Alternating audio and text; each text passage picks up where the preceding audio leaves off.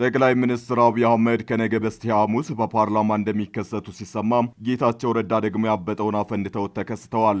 አንዳንዴም ሞቅ ሲለኝና ሲነሽጠኝ የምለውን አላውቅም ሲሉ ከሰሞኑ የተደመጡት ጌታቸው ትናንት ምሽት ደግሞ ነሽጧቸው ይሁን ወይም ሞቅ ብሏቸው ባይታወቅም ወልቃይት በሰላም ይመለሳል ብዬ አላስብም ሲሉ ተደምጠዋል።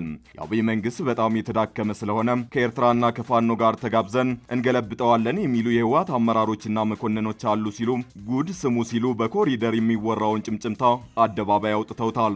ከዚህ በተጨማሪም ወደ አዲስ አበባ ሊጓዙ ሲሉ ኤርፖርት ላይ ያጋጠማቸውን ጉዳይም አንስተዋል። በጉዳዩ ላይ ሰፋና ዘርዘር ያለ መረጃ እናቀርብላችኋለን።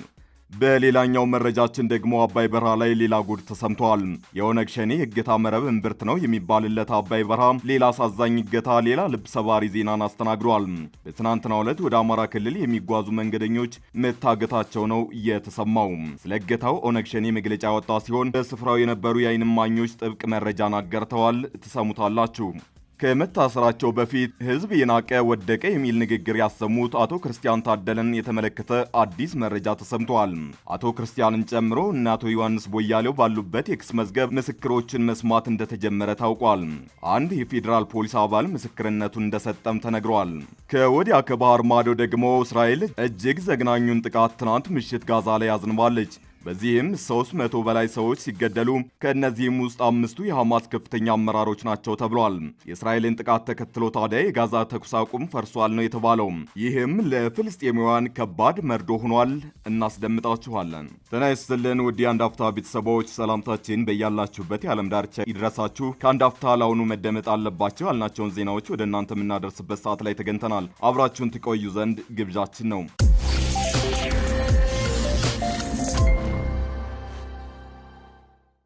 ጠቅላይ ሚኒስትር አብይ አህመድ ከነገ በስቲያ ሐሙስ በፓርላማ እንደሚከሰቱ ሲሰማ ጌታቸው ረዳ ደግሞ ያበጠውን አፈንድተው ተከስተዋል። አንዳንዴም ሞቅ ሲለኝና ሲነሽጠኝ የምለውን አላውቅም ሲሉ ከሰሞኑ የተደመጡት ጌታቸው ትናንት ምሽት ደግሞ ነሽጧቸው ይሁን ወይም ሞቅ ብሏቸው ባይታወቅም ወልቃይት በሰላም ይመለሳል ብዬ አላስብም ሲሉ ተደምጠዋል። የአብይ መንግስት በጣም የተዳከመ ስለሆነ ከኤርትራና ከፋኖ ጋር ተጋብዘን እንገለብጠዋለን የሚሉ የህወሓት አመራሮችና መኮንኖች አሉ ሲሉ ጉድ ስሙ ሲሉ በኮሪደር የሚወራውን ጭምጭም አደባባይ አውጥተውታል። ከዚህ በተጨማሪም ወደ አዲስ አበባ ሊጓዙ ሲሉ ኤርፖርት ላይ ያጋጠማቸውን ጉዳይ አንስተዋል። ከሰሞኑ በጀነራል ታደሰ ወረደ ተተክተዋል ሲባሉ የነበሩት ጌታቸው መረጃውን አስተባብለው እንዲሁም ሌሎች ጉዳዮችን አንስተው በሪዮት ሚዲያ ተከስተዋል። በቃለ መጠይቃቸውም ከወልቃይት እስከ ራያ ከፋኖ እስከ ኤርትራ በትግራይ ኃይሎች በኩል ያልተሰሙ መረጃዎችን በአደባባይ ዘርግፈዋል። የአማራ ኃይሎች ወልቃይትን በሰላም አይሰጡንም በሚል በኃይል ለመቆጣጠር ዝግጁነት መኖሩን ተናግረዋል።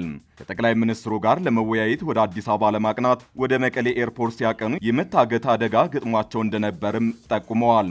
መንገድ ላይ ኬላ ጥለው ያቆሟቸው አካላት ያሰቡት ጫን ያለ ነገር ለመፍጠር አስበው ነበር በማለት ሁኔታውን ያስታወሱት ጌታቸው አምልጠው እንደወጡ እንደተሰማቸው ተናግረዋል። በደብረጽዮን ገብረ ሚካኤል ቡድን በኩል እኔን የማገት ፍላጎት መኖሩን በራሱ ፌዴራል መንግስት ጣልቃ ገብነት የሚያስጠይቅ ነው ብለዋል። ለፌዴራል መንግስት ያቀረቡት ጣልቃ የመግባት ጥያቄ መከላከያ በትግራይ እንዲሰማራ መሆኑን ተናግረዋል።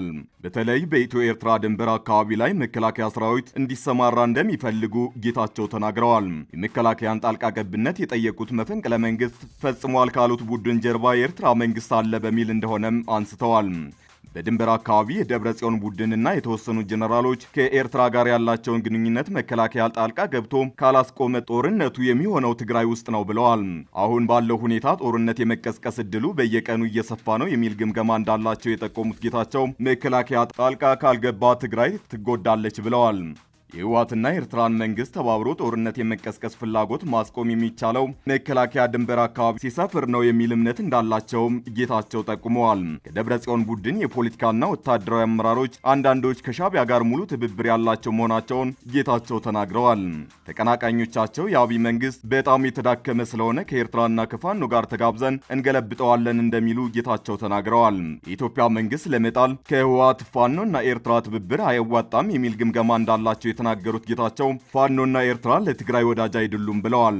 ደብረጽዮን ቡድን ህወሓት ጊዜው አስተዳደሩን መቆጣጠር እንደምትችሉ ማሳየት አለባችሁ የሚል አቅጣጫ ከአስመራ ተሰጥቷቸው ነው ብለዋል።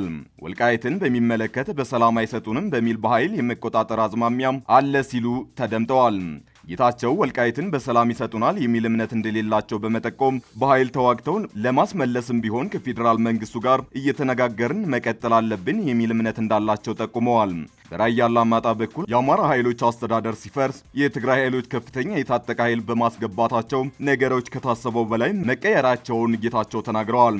ወደ አወዛጋቢ አካባቢዎች ሚሊሻ ብለን በርከት ያለ የታጠቀ ኃይል ለማስገባት ችግር አልነበረብንም በማለት የአማራ ኃይሎችን አስተዳደር አፍርሰው የራሳቸውን ለማስገባት የነበረውን አካሄድ አጋልጠዋል። የህወሓት ተዋጊዎች ሙሉ በሙሉ ትጥቅ መፍታት የሚፈጸመው የትግራይ ግዛታዊ አንድነት ሲረጋገጥ ብቻ ነው ብለው እንደሚያምኑም ጠቁመዋል። ትጥቅ መፍታቱ የሚፈጸመው እንደ ወልቃይት ያሉ አካባቢዎችን ወደ ትግራይ በኃይል ለማስመለስ የሚያስችል ጦር ቀርቶ ነው ብለዋል። ለዚህም ህወሓት ካስመዘገበው 274,000 ጦር መካከል 100,000 ጦር እንደ ተጠባባቂ ለማቆየት ስምምነት ላይ ተደርሶ እንደነበርም ተናግረዋል። ጌታቸው የጊዜው አስተዳደሩ ፕሬዝዳንት ሆነው እስከ ቀጠሉ ድረስ የትግራይ ግዛታዊ አንድነትን ለማስመለስ እንደሚታገሉ ተናግረዋል። 2 ዓመት ያስቆጠረው የትግራይ ጊዜው አስተዳደር ቀጣይ ምርጫ እስከሚደረግ ድረስ ተጨማሪ ዕድሜ እንደሚሰጠው ጌታቸው ጠቁመዋል። ጠቅላይ ሚኒስትሩ የጊዜው አስተዳደሩን የእስካሁኑን አፈጻጸም በመገምገም ተጨማሪ ጊዜ ለመስጠት ፍላጎት እንዳላቸው ነግረውኛል ብለዋል። አባይ በረሃ ላይ ሌላ ጉድ ተሰምቷል። የኦነግ ሸኔ እገታ መረብ እምብርት ነው የሚባልለት አባይ በረሃ ሌላ አሳዛኝ እገታ፣ ሌላ ልብ ሰባሪ ዜናን አስተናግዷል። በትናንትናው ዕለት ወደ አማራ ክልል የሚጓዙ መንገደኞች መታገታቸው ነው የተሰማው። ስለ እገታው ኦነግ ሸኔ መግለጫ ያወጣ ሲሆን በስፍራው የነበሩ የዓይን እማኞችም ጥብቅ መረጃን አጋርተዋል። ከአዲስ አበባ ወደ ጎጃም በመጓዝ ላይ የነበሩ አንድ ባስ ሙሉ ሰላማዊ ሰዎች መንገድ ላይ መታገታቸው ተሰምተዋል። እገታው የተፈጸመው በኦሮሚያ ክልል ሰሜን ሸዋ ዞን ወረ ጃርሱ ወረዳም ልዩ ስሙ ዋሊ ዶሮ መውጫ ላይ መሆኑን የዋዜማ ዘገባ ያመላክታል። እገታው የተፈጸመው በተጠቀሰው ስፍራ ላይ አድፍጠው በነበሩ ታጣቂዎች መሆኑን የተገለጸ ሲሆን እገታው ቀን በቀን የተፈጸመ ነው ተብሏል። ታጣቂዎቹ ትናንት ሰኞ መጋቢት 8 ቀን 2017 ዓ.ም እኩለ ቀን ላይ የአንድ የህዝብ ማመላለሻ አውቶቡስ ተሳፋሪዎችን በሙሉ አፍነው መውሰዳቸውን ዘገባው አመላክቷል። ታጣቂዎቹ እገታውን የፈጸሙት ከአዲስ አበባ ወደ አማራ ክልል ጎጃም ሲጓዝ በነበረ ፈለገ ጊዮን በተሰኘም የህዝብ ማመላለሻ አውቶቡስ ተጓዦች ላይ እንደሆነም የዋዜማ ምንጮች ተናግረዋል።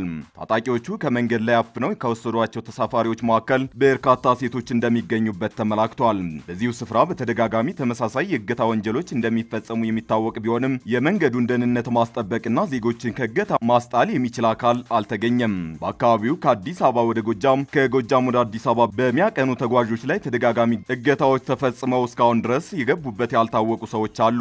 ከእገታው በኋላ እድል የቀናቸው ሰዎች የተጠየቁትን ከፍተኛ ገንዘብ ከፍለው የተለቀቁ ቢኖሩም ለጾታዊ ጥቃት የተጋለጡ ሴቶች መኖራቸው ይታወቃል። ባለፈው 2016 ዓ.ም እንኳን ከደባርቅ ዩኒቨርሲቲ ወደ አዲስ አበባ ሲጓዙ የነበሩ የዩኒቨርሲቲ ተማሪዎች ታግተው እንደነበር ይታወሳል። ከታገቱ ተማሪዎች መካከል ገንዘብ ከፍለው የተለቀቁ እንዳሉ ሁሉ የተገደሉ መኖራቸውን በወቅቱ ሲዘገብ እንደነበር የሚታወስ ነው። በአካባቢው ሰላማዊ ተጓዦችን አግቶ ገንዘብ መቀበልና መግደል የዘወትር ስራ መሆኑን ተከትሎ በሰላማዊ ሰልፍ ጭምር ሲጠየቅ እንደነበር የሚታወስ ነው። ይሁን እንጂ የመንገዱን ደህንነት የማስጠበቅ ኃላፊነት ያለባቸው የፌዴራልና የኦሮሚያ ክልል መንግስታት ለጉዳዩ ትኩረት እንዳልሰጡት ይነገራል። ስለአሁኑ እገታም ቢሆን የፌዴራል መንግስትም ይሁን እገታው የተፈጸመበት ኦሮሚያ ክልል ያለው ነገር የለም። የክልሉ ዜጎች የታገቱበት ያረጋ ከበደ አስተዳደርም ይህ ዘገባ እስከ ተጠናከረበት ሰዓት ድረስ ስለ እገታው ያለው ነገር የለም። በእናቶ ዮሐንስ ቦያሌው የክስ መዝገብ አቃቢ ሕግ ምስክሮችን ምስክርነት መስማት ጀመረ።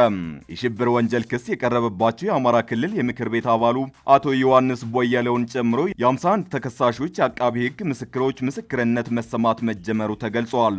በሽብር ወንጀል ክስ ከቀረበባቸው 51 ተከሳሾች መካከል 16ቱ ተከሳሾች በተገኙበት የአቃቢ ሕግ ምስክሮች መስማት ጀምረዋል።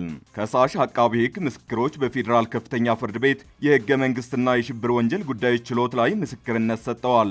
ፍርድ ቤቱ የከሳሽ አቃቢ ሕግ 21 ምስክሮችን ማዳመጥ የጀመረው ከባለፈው አርብ መጋቢት 5 እስከ መጋቢት 12 2017 ዓ.ም ቀጠሮ ሰጥቶ ነበር። ይሁን እንጂ ባለፈው አርብ ሁሉም ተከሳሾች ፍርድ ቤት መቅረብ ባለመቻላቸው ምክንያት ሂደቱ ከትናንት መጋቢት 8 ቀን 2017 ዓ.ም ጀምሮ እንዲቀጥል መወሰኑንና ትናንት መጀመሩ ታውቋል። አቃቢ ሕግ ያቀረባቸውን ምስክሮች የመንግስት የጸጥታ ኃይሎች እንደሚገኙበት ከተከሳሾች ጠበቆች መካከል አንዱ የሆኑት አቶ ሰለሞን ገዛኸኝ አስታውቀዋል። ትናንት በነበረው ምስክሮችን የማሰማት ሂደት አቃቢ ሕግ የአራት ምስክሮች ምስክሮችን ቃል ለማሰማት ከችሎቱ እንደተፈቀደለት አቶ ሰለሞን አመላክተዋል። በመጀመሪያው ቀን ምስክርነት የማሰማት ሂደት አቃቢ ሕግ ከባህር ዳር ከተማ ያስመጣውን የፌዴራል ፖሊስ አባልን ምስክርነት ማሰማቱን ጠበቃው ጠቁመዋል። መስካሪው የፌዴራል ፖሊስ አባል ላይ ስለደረሰው ጉዳት የምስክር ቃሉን የሰጠ ሲሆን ከተከሳሾች ጠበቆች መስቀለኛ ጥያቄዎች ቀርበውለት ምላሽ መስጠቱንም አቶ ሰለሞን ገልጸዋል። በእነ ክርስቲያን ታደለ ላይ እስከ ቀጣይ አርብ ድረስ የሚሰማቸው የከሳሽ አቃቢ ሕግ ምስክሮች ቃል ቀጣዩን የፍርድ ቤት ሂደት የሚያጤነው እንደሚሆንም ይጠበቃል። ከ2 ዓመት ገደማ በኋላ በቀረበባቸው ክስ ላይ የምስክር ቃል መስማት የጀመሩት ተከሳሾች በሚያቀርቡት መከራከሪያና የፍርድ ቤቱ ውሳኔ ተጠባቂ ነው። የእምነት ቃላቸውን ከዚህ በፊት በችሎቱ የሰጡት 16ቱም ተከሳሾች በአቃቢ ሕግ የተመሰረተብን ክስ የሐሰት ነው፣ ወንጀሉንም አልፈጸምንም ሲሉ መከራከራቸው ይታወሳል። ከፋኖ እንቅስቃሴ ጋር በተያያዘ 2 ዓመት ገደማ በስር ላይ የሚገኙ የአማራ ፖለቲከኞች ገዢው መንግስት በማንነታችን ምክንያት የፖለቲከኛ እስረኛ አድርጎናል ሲሉ ተከራክረዋል። ጥር 29 ቀን 2017 ዓ.ም በዋለው ችሎት የእምነት ክህደት ቃላቸውን የሰጡ የአማራ ክልል ምክር ቤት አባል የሆኑት አቶ ዮሐንስ ቦያሌው የሽብር ቡድን አመራር በመሆን በማደራጀት ስትራቴጂ ሰነድ በማዘጋጀትና ጽንፈኛ የሆነውን ፋኖን በመምራት የሽብር ወንጀል ፈጽሟል የሚሉ ክሶች በፈጠራ የተሞሉ ናቸው፣ መረጃ አልባና ከእውነት የራቀ ነው ሲሉ ቃላቸውን መስጠታቸው ይታወሳል። በተመሳሳይ የህዝብ ተወካዮች ምክር ቤት አባሉ አቶ ክርስቲያን ታደለ የቀረበባቸውን ክስ አስተባብለው የአማራ ህዝብ የሚያነሳቸውን የህልውና ጥያቄዎች በይፋ በማቅረቤ በህዝቤ ላይ የሚደርሰውን ግፍና በደል በማስረጃ በመሞገቴ ለስር ተዳርጌያለሁ በማለት መከራከራቸው ይታወሳል። እስራኤል በጋዛ ሰርጥ ባካሄደችው ከባድ ድብደባ ከ330 በላይ ሰዎች መገደላቸው ተገለጸ።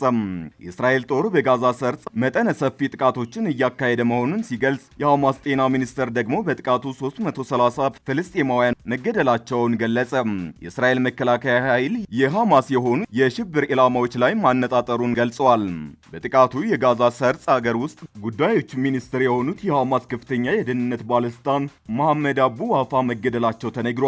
በእስራኤልና በሐማስ መካከል የተኩስ አቁም ስምምነት ከተደረገ በኋላ ይህ ከፍተኛው የአየር ድብደባ ነው ተብሏል። የጋዛ የተኩስ አቁም ስምምነት ለማራዘም በተደረገው ውይይት ከስምምነት ላይ መደረስ ሳይቻል ቀርቷል። በርካታ ፍልስጤማውያን በረመዳን ጾም ላይ ባሉበት በዚህ ወቅት በተደረገው በዚህ የአየር ድብደባ በጋዛ ከፍተኛ ፍንዳታ መሰማቱን የአይን ምስክሮች ተናግረዋል። እንደ አይን ምስክሮቹ ገለጻ ከሆነ ከ20 በላይ እስራኤል ጦር አውሮፕላኖችን ተመልክተዋል። አውሮፕላኖቹ በጋዛ ከተማ ራፋ፣ ካን ዩንስ ኢላማዎቻቸው ላይ ቦምብ ማዝነብ መጀመራቸውን ተናግረዋል። የእስራኤሉ ጠቅላይ ሚኒስትር ቤንያሚን ኔታንያሁና የመከላከያ ሚኒስትር እስራኤል ካትዝ ጥቃቱን እንዲፈጸም ዛሬ ጠዋት ማዘዛቸውን የጠቅላይ ሚኒስትር ጽህፈት ቤት መግለጫ አስታውቋል። እስራኤል ጥቃቱን የፈጸመችው ሐማስ ታጋቾቻችንን ለመልቀቅ በተደጋጋሚ እምቢተኛ በመሆኑ ነው ብላለች። እንዲሁም ከአሜሪካው ፕሬዚዳንት መልእክተኛ ስቲቭ ዊትኮፍ እና ከአደራዳሪዎቹ የቀረበለትን ምክር ሐሳብ በሙሉ ውድቅ ማድረጉን ተከትሎ ነው ተብሏል። እስራኤል ካሁን በኋላ በሐማስ ላይ የምትወስደውን ወታደራዊ እርምጃ አጠናክራ ትቀጥላለች ተብሏል። የጥቃቱ ዕቅድ በሳምንት መጨረሻ ላይ በእስራኤል መከላከያ ኃይል ቀርቦ በፖለቲካ አመራሩ ተቀባይነት አግኝቷል ተብሏል። ሐማስ እስራኤል የተኩስ አቁም ስምምነቱን ጥሳለች ሲል በወነጀለበት ቁጣ የተቀላቀለበት ምላሽ ሰጥቷል።